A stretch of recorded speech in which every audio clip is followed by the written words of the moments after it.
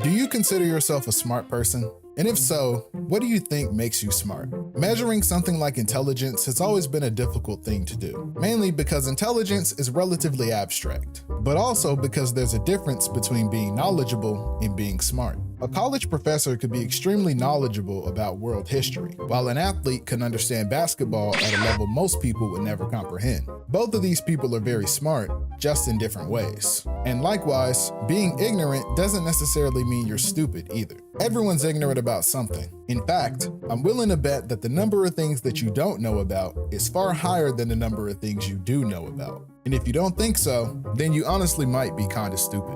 Growing up, I was a very curious kid. I used to read encyclopedias for fun and was constantly asking my parents about the world around me. And when they got tired of answering, they directed me towards the internet to learn more. The internet was always this resource I could rely on that had all the things I was looking for growing up. Whether it was Naruto episodes broken up in 4 parts uploaded to YouTube, or an article I could read about why the sky was blue. Sure, even back then, you shouldn't believe everything you saw or read online, but I feel like things were at least a bit more honest back then. I know a lot of other creators make videos about how Gen Z and the generations after us are all full of brain-rotted doom scrollers with no hope for the future. But in my experience, there's a lot of us out there looking forward to a better future. In fact, I don't really think the brain rot and doom scrolling is that much of an issue. Yeah, I roll my eyes a bit when I walk into Walmart for fishing supplies and I see a Skibidi toilet action figure. But I suppose it's a good thing that it's still sitting on the shelf every time I go in there. Making these videos has taught me that a lot of young people are looking for solutions to the problems we face.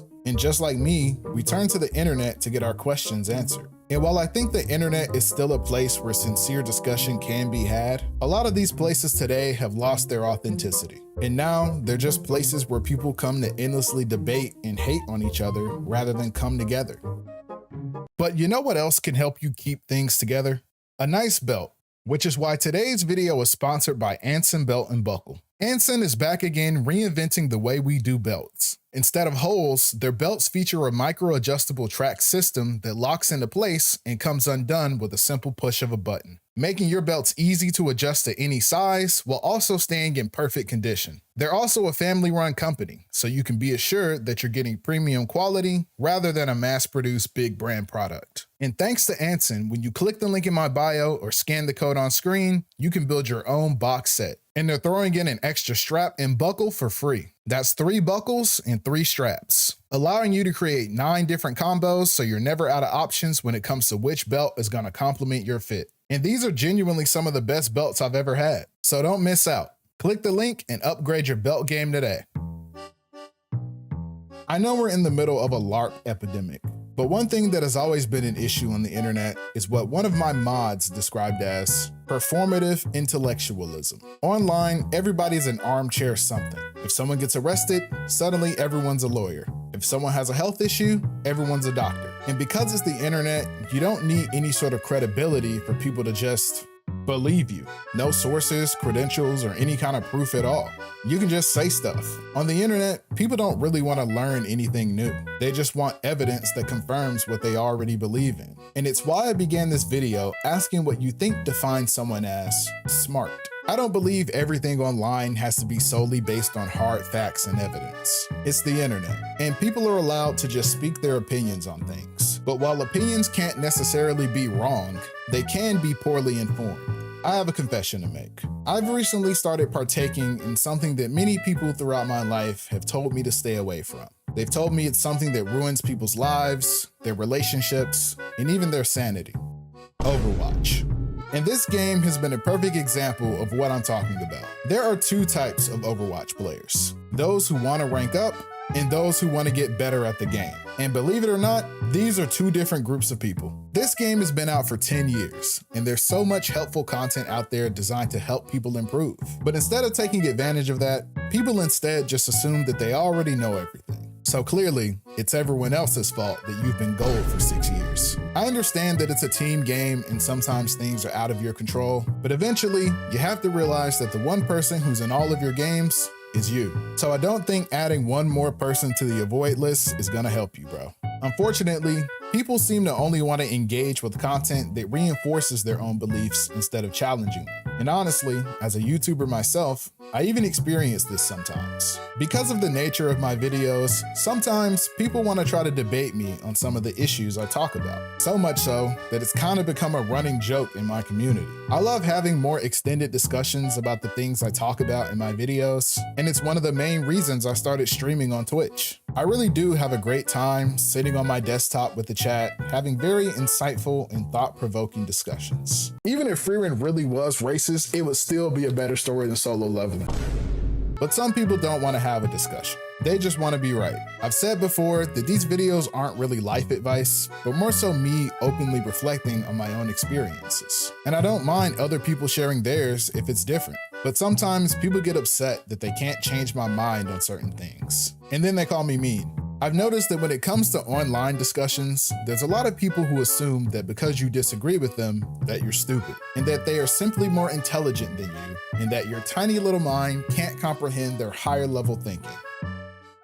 So, what'd you think of the movie? Yeah, I thought it was pretty good. Hope we get a sequel. Yeah, of course you would like it. What is that supposed to mean? Nothing, it's just people normally aren't educated enough to see my perspective. I mean, it was an Adam Sandler movie. I don't think you need a film degree to understand it. Yeah, but my thinking is just so advanced. There's so much the average mind can't even begin to understand. I feel like you're insulting my intelligence a little bit here. No, I would never insult your lesser intelligence. You're just not smart enough to comprehend the complexities of the film. What is so complex about Hotel Transylvania 2? Well, clearly Dracula is an allegory for fascism in where are you going? This is just another type of person pretending to be smarter than they are. I'm not saying these people are dumb. There are discussions that do require a certain level of area-specific knowledge. It's not going to be a very productive conversation if I want to discuss quantum physics when I barely remember how to do long division. But it does kind of make you seem insecure that anytime your beliefs are challenged, you just assume everyone's uneducated to avoid actually engaging with them. There's also a lot of people who are just contrarians. They don't have any real opinions. They just like disagreeing with whatever's popular to seem cool and intelligent. But if you ask them to talk about something they actually enjoy,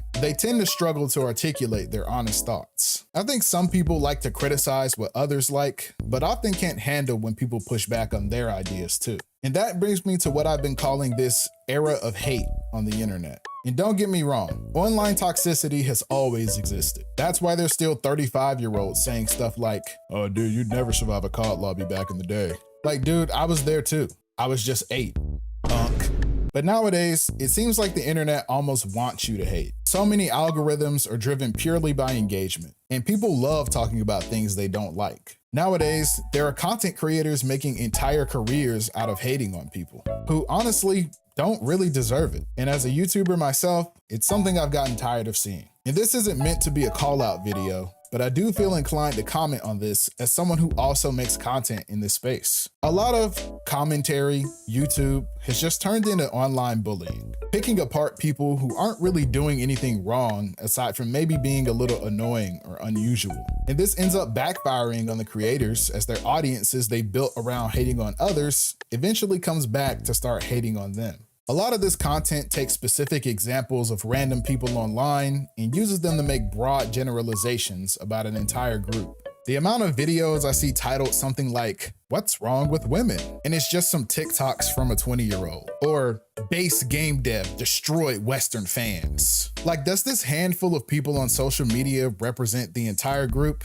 Probably not. So I don't think it's fair to present it that way. And this kind of reporting only serves to make people more antagonistic towards each other. Just a few years ago, so many YouTubers were hating on a teenager for the crime of being just a little cringe. Like, that's what teenagers do. They're cringe. They're kids. You were cringe when you were a teenager too. You just didn't post it. And don't say you weren't. You're watching a video of a grown man talking to you as an anime PNG right now, and you're actually listening. So Pot, please introduce yourself to the kettle. And in my opinion, as an adult, hating on children is one of the lamest things you could do.